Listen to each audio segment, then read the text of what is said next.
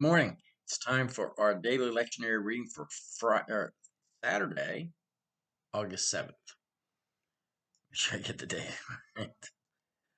What do we have today? We have Psalm 130. We're still working on that. 2 Samuel 15, 1 to 13.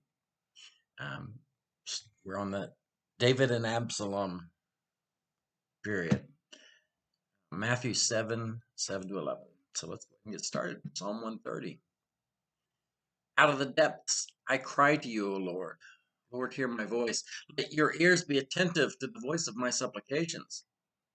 If you, O Lord, should mark iniquities, Lord, who could stand? But there's forgiveness with you, so that you might be revered. I wait for the Lord. My soul waits, and in his words I hope. My soul waits for the Lord more than those who watch for the morning, more than those who watch for the morning. O Israel, hope in the Lord.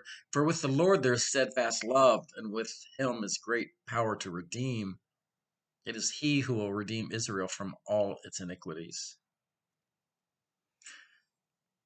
Okay, 2 Samuel 15, 1 to 13. In yesterday's reading, we had David forgiving Absalom after Absalom killed Amnon, his brother. He was basically exiled for a couple of years. And David um, and Absalom, he brought Absalom back to Jerusalem, but he wouldn't see him. And then finally, after a while, I think after the 2 years,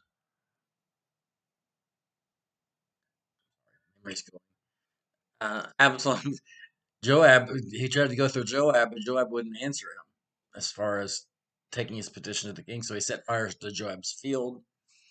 That finally got Joab to take him to his word to the king. And then David forgave him. David kissed Absalom. That's how that passage ended. Now we skip a little bit. But this passage has got the heading Absalom usurps the throne, which is it's kind of a sneaky coup attempt here. After this, Absalom got himself a chariot and horses and 50 men to run ahead of him.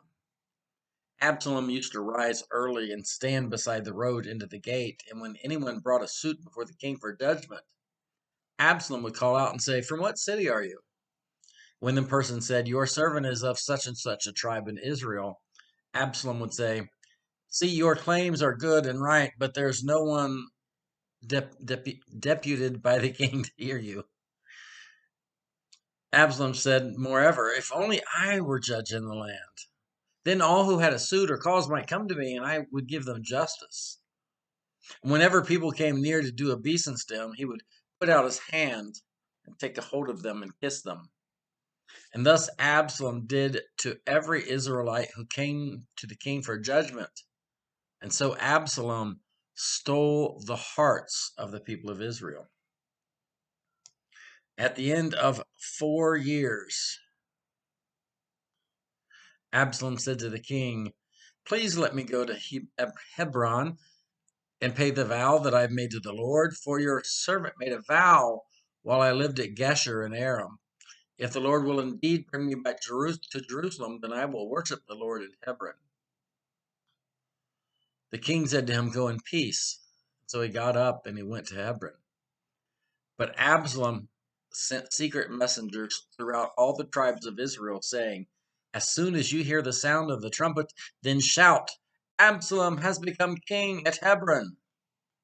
200 men from Jerusalem went with Absalom.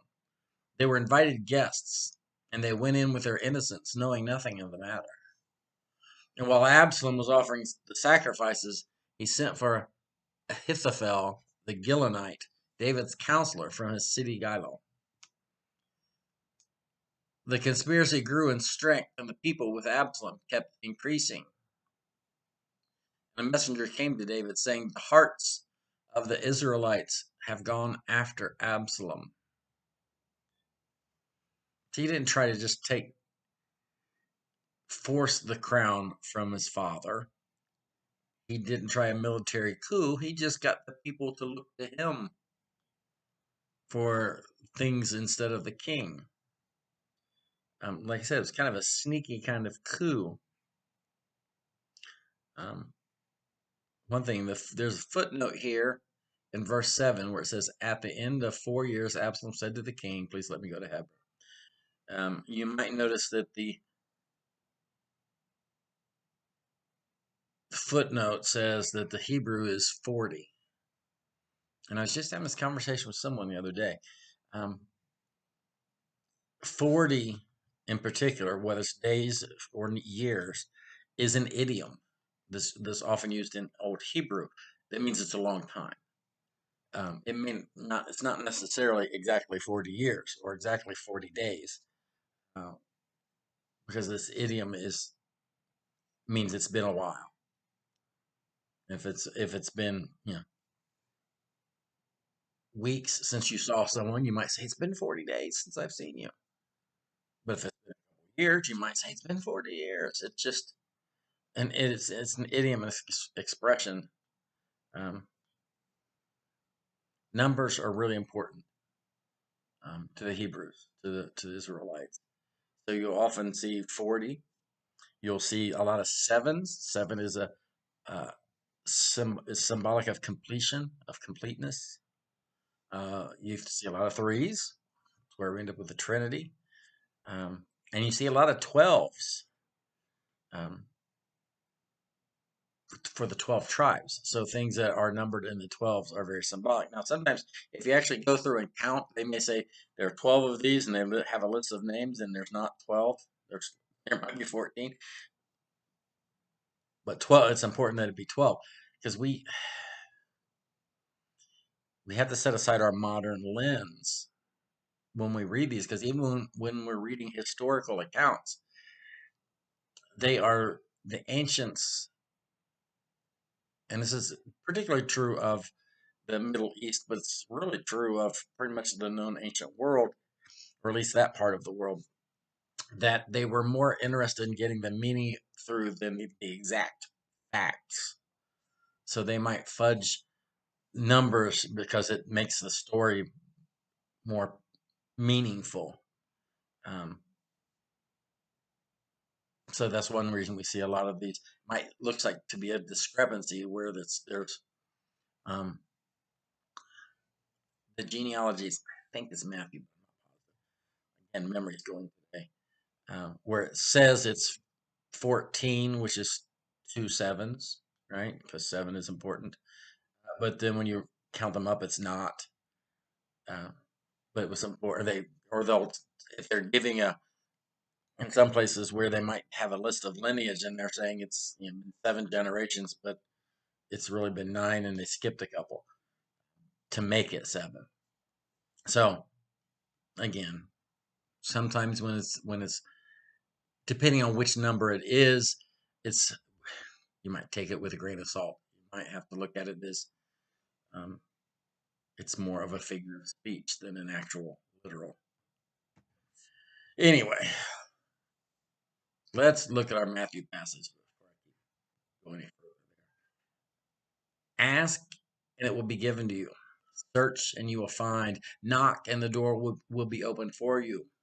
For everyone who asks receives, and everyone who searches finds, and for everyone who knocks, the door will be opened. Is there anyone among you who, if your child asks for bread, will give a stone? Or if the child asks for a fish, will give a snake? If you then, who are evil, know how to give good gifts to your children, how much more will your Father in heaven give good things to those who ask him? And sometimes this passage gets misused by people thinking, if you pray for it, you'll get it. It's that prosperity gospel thing. And that's not really what they're talking about. They're talking about if you are praying for things the Spirit can give you, if your desires are, if you are aligned with God, then your desires will align with God. And he'll grant those desires.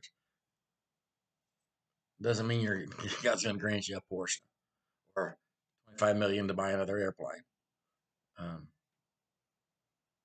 This is not a name it and claim it gospel that some people try to use it. which is dangerous theology. And